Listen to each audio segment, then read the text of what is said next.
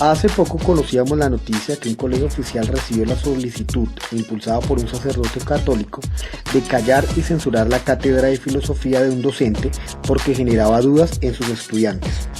Estamos hablando del sacerdote Jorge Quintero del municipio de Garzón, en el departamento de Huila, Colombia.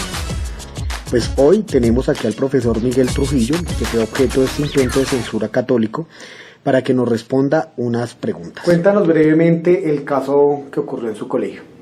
Bien, la cátedra de filosofía en la institución educativa se asumió desde el 2015. El objetivo de la cátedra precisamente es motivar en el estudiante la acción de pensamiento, y esto es lo que se pretendía hacer. En ese mismo orden de ideas, el pensar y el cuestionarse, y puntualmente sobre la realidad, sobre el contexto, sobre sus formas de percibir el mundo, llevó a que los muchachos empezaran a sufrir una fragmentación de su cosmovisión. Esto generó inevitablemente cuestiones, preguntas. Algunas se respondieron desde el aula, pero otras de estas cuestiones se trasladaron al hogar. Y muchos padres de familia, al no encontrar respuesta a estas cuestiones, que en muchas ocasiones interrogaban sobre las cuestiones religiosas, acudieron directamente a sus pastores y a sus líderes religiosos, sintiendo miedo de que las bases de su discurso temblaran. En ese sentido, pues estos líderes religiosos, de manera de pronto un poco arbitraria y sin tener en cuenta pues el debido proceso o preguntar, se tomaron la vocería en el púlpito y empezaron a argumentar y a decir cosas sobre mi cátedra y sobre mi persona sin tener conocimiento de causa. Eso generó tal inconformismo en la comunidad que el punto de quiebre fue el intento de agresión física y agresión verbal de un padre de familia, lo que desencadenó una serie de inconvenientes a nivel escolar, a nivel municipal, a nivel personal, a nivel laboral, pues que han generado toda esta situación, ¿cierto? Que no ha llevado sino a la mala interpretación de las personas, a la no comprensión del espíritu de la filosofía y de la propiedad del ejercicio educativo, y es generar conciencia y generar pensamiento en el estudiante. También se decía que la práctica o las clases de filosofía que su merced estaba orientando chocaban con el hecho de que Garzón, el municipio de Garzón, fuese la capital diocesana del sur del Huila. ¿Cómo es esto? Pues frente a esa cuestión se dieron muchas cosas, y es que se decía, estamos en la capital diocesana del sur del Huila, entonces hay temas que hay que tocarlos con prudencia, y es ahí donde no entendí, y todavía no lo entiendo, cómo la educación debe verse coartada por ciertas manifestaciones o creencias, que eso no puede darse bajo ninguna circunstancia. Es decir, se me decía, estas cosas procure no enseñarlas o háblelas en tono muy personal o privado, pero no las toque, o esos temas manéjelos con prudencia, porque no deben ser hablados en este contexto, que a mí me pareció eso pues bastante problemático, porque no entiendo todavía por qué un discurso como el religioso debe coartar la academia, que es inconcebible desde cualquier punto de vista. ¿Qué temas, Miguel? ¿Qué temas eran los que no se podían tocar? Temas como cuáles, por ejemplo, cuando hablamos de cosmología, cuando hablamos de antropología, cuando hablamos de epistemología, todos estos temas generan cuestiones y inevitablemente apuntan a cuestiones del sentido de la interpretación de la realidad, y en muchos de estos casos apuntan directamente al fenómeno religioso. Es curioso en este caso que estamos hablando en pleno 2016, que se haya hecho una carta que se recogieron firmas para callar su cátedra en el púlpito de la iglesia. ¿Cómo fue este incidente de la carta promovida por un líder religioso? Bien, así como se generó un intento de agresión física y agresión verbal por parte del padre de familia, viendo que no hubo, digamos, eco en ese sentido, también promovidos por el sacerdote, muchos de los padres de familia se tomaron la decisión de empezar a recoger firmas a nivel del municipio con gente que ni siquiera eran padres de familia de la institución, en busca de generar de pronto un cambio de la cátedra, o que esos temas no se hablaran, o que esas cosas no se dieran en clase, ni que se abordaran desde el colegio, cosa pues que generó un malestar bastante grande, porque insisto, no entiendo por qué ciertos movimientos religiosos se incitan a la población y también cómo se pretende que una creencia religiosa intervenga en las cátedras o en el colegio. Sí. El hecho de ser abiertamente ateo generó un shock en la parte de directivos docentes del colegio en el que laboras, también en los padres de familia. O sea, ¿cómo es esto de ser abiertamente ateo en muchos municipios en la Colombia profunda o en los pueblos de nuestro país? Pues inevitablemente Colombia es un país que, aunque la Constitución lo consagre como un Estado laico, eso se queda en el papel. Tenemos muchas poblaciones, y más cuando venimos de las zonas lejanas de las capitales o de las ciudades importantes, donde la religión sigue teniendo una presencia muy fuerte en ámbitos que no le competen. En ese sentido, por ejemplo, puntualmente la educación. Vemos entonces manifestar abiertamente que eres ateo y que no profesas ningún tipo de creencia es casi tan considerable como en algún tiempo se llegó a manifestar que pertenecías, digamos, a una comunidad de LGTB, donde se consideraba que eso era pecado y eras figura demoníaca y eras un representante físico del Satán en la población. Entonces es difícil en ese punto, más cuando en el colegio te dicen no lo digas abiertamente, si quieres ser ateo pero no lo digas en público, o esas cosas no las toques, porque eso va a generar malestar en la comunidad. Claro, o sea, el ciudadano que es católico puede decir abiertamente soy católico, pero si uno es ateo, entonces no puede decir ser ateo, porque eso ya es el acabose. Ok, bueno, yo creo que ya en su caso muestra que falta mucho por la laicidad en la educación en Colombia, pero ¿cómo ha sido lo que su merced como docente ha visto de la educación o de los planes de estudio en nuestras instituciones públicas? ¿Todavía está muy cargada de catolicismo? ¿Se sigue viviendo esto en pleno 2016? Yo creo que ahí habría que analizar dos perspectivas. Uno, y es el docente que da la cátedra y cómo está planteada la cátedra. Por un lado, el docente, que de todas formas gran cantidad de los docentes tienen esta concepción cristiano-católica, y entonces vician sus clases de manera que ciertos temas no los tocan, o los tocan de manera muy superficial, porque ellos mismos se sienten cuestionados por los temas. Entonces eso no permite que las cátedras se desarrollen como debe ser. Por el otro lado, cuando encontramos cátedras condicionadas directamente desde los contenidos, entonces así es muy difícil. Cátedras que hacen apología de determinadas creencias. Encontramos, por ejemplo, que los planes de estudio de muchas de las instituciones educativas todavía están viciados por la creencia católica. Entonces encontramos que no es un estudio de la religión, sino estudio del catolicismo.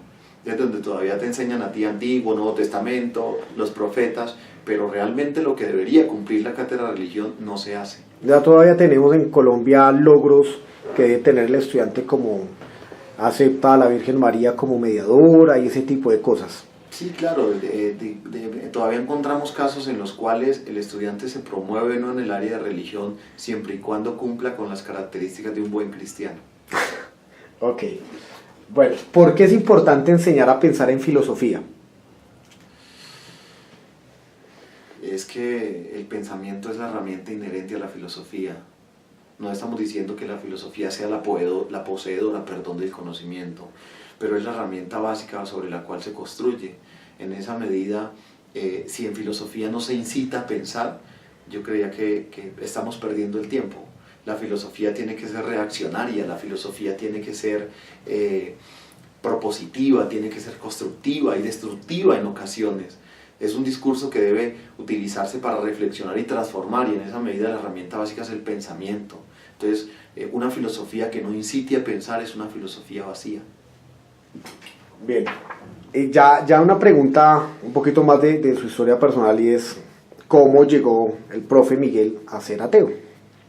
Bien, esa cuestión es procesual, ¿no? Como en el caso de todos, ¿no?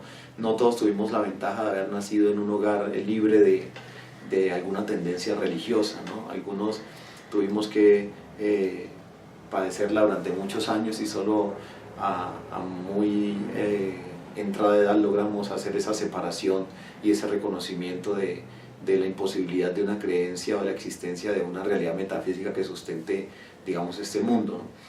En mi caso personal, pues yo pertenecía a una comunidad religiosa, estuve en ella bastantes años, pero el contacto directo con la comunidad religiosa me permitió a mí conocer la estructura eclesial desde adentro, qué es lo que llamamos iglesia, como institución. Eso generó ciertas inquietudes, ciertas realidades que se observaban que no coincidían con lo que planteaba el discurso religioso y lo que realmente eran las iglesias. Entonces eso generó cierta separación que motivó que en un determinado momento se diera la ruptura real con la comunidad religiosa y empezara directamente, digamos, mis estudios en filosofía. Esos estudios en filosofía pues se empezaron a profundizar y la inquietud siempre se mantuvo. Sin embargo, vale la pena decir que mi creencia nunca fue muy llena, muy llevada al extremo. Siempre había la conciencia de un Dios, pero nunca en una determinada línea. De hecho, yo creo que la real influencia, la semilla se sembró mucho antes de empezar de ingresar siquiera a la comunidad religiosa, cuando mi padre a mí me sentaba a ver documentales, a leer libros y a tener una mente muy curiosa. Entonces eso me llevó siempre a creer, pero con cierta duda en el fondo. Y esa duda yo creo que empezó a germinarse con el estudio de la filosofía. Claro, poco a poco los argumentos que sostenían todavía la creencia empezaron a desvanecerse hasta que no quedó ninguno. Y llegamos a la conclusión lógica de que no es posible la existencia de una realidad metafísica que sostenga o le dé sentido a la realidad. Cuando hablas de comunidad religiosa, que estuviste ahí, de la Iglesia Católica. Sí. La Iglesia Católica. Ya en el ejercicio del profe Miguel, profe ya con sus estudiantes y demás, ¿qué preguntas interesantes o historias de cuestionamiento has tenido y que nos desees compartir? No, es interesante, sobre todo cuando uno empieza a ver filosofía con los jóvenes, en introducción a la filosofía, cuando empieza uno a plantearles, por ejemplo, cómo se dio una superación del mito, y esa superación entre comillas, porque no quiere decir que el mito no fuera válido, sino que era una forma que se dio de explicar el mundo, pero realmente no daba suficientes explicaciones, y se dio la necesidad de surgir una explicación un poco más concreta, que explicar todas las posibles preguntas sobre la realidad. Entonces, cuando se hace choque entre los mitos que explicaban el origen de la realidad, y vos les explicás esto a los muchachos y les decís que hay ciertos mitos y tomas como referencia, por ejemplo, los mitos egipcios, los écticos, y el mismo mito cristiano, que es un mito frente al origen de la realidad, y que esos mitos se quiebran por su propio peso, entonces el muchacho empieza a hacerse preguntas. Profe, y entonces yo sí me decía siempre, profe, y siempre me había preguntado cómo era posible que de Adán y Eva hubiéramos salido el resto de personas del planeta. Yo le decía, pues esa cuestión es una cuestión que hay que seguir planteándonos, pero es interesante que haya surgido desde su perspectiva, ¿cierto? Y es que el estudiante se empieza a dar cuenta que ciertas creencias que se han sostenido como verdaderas en realidad carecen de fundamentos para dar una explicación lógica de la realidad, ¿sí? Y así diversidad de cosas, cuando hablamos de metafísica, cuando hablamos de antropología. Profesionalmente para mí fue muy difícil encontrarme todavía estudiantes que creían que literalmente habíamos sido hechos desde el barro, y que habían dos muñequitos y nacimos del barro, o estudiantes que todavía creían que había muchas cosas como los dinosaurios que no existían simplemente porque no aparecían en el relato bíblico. Entonces esa serie de situaciones te sorprenden, pero te motivan a seguir en este ejercicio de la filosofía. A esos chicos que planteaban lo de los dinosaurios porque no están mencionados en la Biblia, son chicos de grado décimo, grado 11. Grado décimo y 11, entonces uno como docente se cuestiona, las creencias son personales, cada uno puede creer en lo que quiera, pero debemos entender que debemos preparar, y la filosofía debe preparar al estudiante de hecho para su contexto, y las creencias no pueden ser tales que separen al individuo del contexto en el cual debe desarrollarse. Y entonces un estudiante de estos que se va con un vacío así para la universidad, ¿con qué se va a enfrentar o qué herramientas va a poder utilizar? Ajá. En Colombia todavía el hecho de ser ateo es visto de manera muy negativa, ¿sí? Tenemos por ejemplo el proverbio que dice sin Dios y sin ley, pues para hablar del rufián, ¿sí? Del bandido, el bandolero es el sin Dios y sin ley, y pues hay un contexto pues muy grande de ateofobia. ¿Considera usted que todavía los líderes religiosos promueven discursos negativos, discursos de odio hacia las personas no creyentes? Yo creo que sí, y demasiado. En ciertas ocasiones se habla de una falsa aceptación o una aceptación hipócrita del ateísmo cuando se menciona, no, la libertad, cada uno puede pensar como quiera, pero esos que piensan de esa manera, entonces una vez la carga negativa. O frente a cualquier inconveniente, entonces se recarga la acusación sobre el que no es creyente. Entonces, no, es que él representa el pecado, él es una persona que está alejada de Dios o está enferma, es una persona que ha tenido un problema o un trauma y por eso llegó. Entonces se asocia el ateísmo siempre con una fuerza negativa o con una enfermedad mental o con algún tipo de situación psicológica. Entonces, por más que se hable de un Estado laico, el ateísmo sigue siendo visto de manera negativa y desde los líderes religiosos, en la medida que este discurso atenta contra las bases de su discurso, lo van a agredir de cualquier manera y para defender a capa y espada, y la palabra es textual, capa y espada, su discurso. ¿Y los líderes políticos o regionales, alcaldes, gobernadores, todavía siguen favoreciendo la creencia religiosa e impidiendo su cuestionamiento? Claro, pues desde la ley ellos no deberían hacerlo, pero aquí en Colombia la ley es simplemente una norma que se puede romper y se cumple siempre y cuando usted quiera o no, le parece chévere o no le parece chévere cumplirla. Aquí la ley la cumple el que quiera y en la medida en que quiera y le sea beneficiosa. Entonces, pues los líderes políticos, en cuanto a políticos, deberían acogerse a la ley y la ley es clara en ese sentido, ¿cierto? El Estado es un Estado laico, punto. Pero en muchas ocasiones, y es para nosotros evidente, cuando vemos noticias, cuando vemos periódicos, cuando vemos toda la información que aparece en las redes, que realmente eso no se da. Siempre, digamos, solapadamente hay una apología del discurso católico, en este caso en Colombia. Sí. En el caso de Garzón, me comentabas antes que hay más iglesias y parroquias que incluso instituciones educativas. Y si venimos a Bogotá o Medellín o cualquier ciudad grande, si contamos las iglesias católicas más las protestantes y demás, más iglesias de garaje, igual tenemos más iglesias que bibliotecas, e incluso que museos y demás. ¿Qué cree su merced? ¿Cuál es su opinión sobre las iglesias organizadas? Las religiones ya organizadas como instituciones, denominaciones y demás. La religión es un fenómeno particular que no se puede negar. ¿Sí? Cualquier civilización en su pleno desarrollo siempre se asoció a una interpretación religiosa de la realidad. En esa medida cumplió un papel, pero en el mismo momento en que las religiones empezaron a organizarse y adquirir un poder, se convirtieron más que en una respuesta a la pregunta por el sentido, en un organismo de control y en un discurso de control hegemónico que pretendía, digamos, ejercer un poder sobre una comunidad. Y en ese sentido observamos que estas religiones que están organizadas se convierten en eso, y es más estructuras de poder para ejercer un control sobre la sociedad. ¿Qué viene para el profe Miguel de aquí en adelante como profesor de filosofía y como un ciudadano ateo y que dice estar a favor del Estado laico?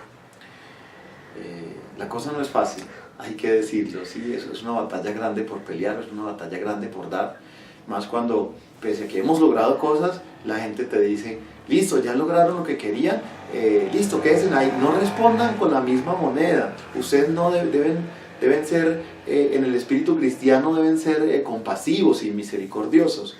Sin embargo, yo me preguntaría si cuando iniciaron estos actos contra nosotros utilizaron esos mismos proverbios antes de atacarnos.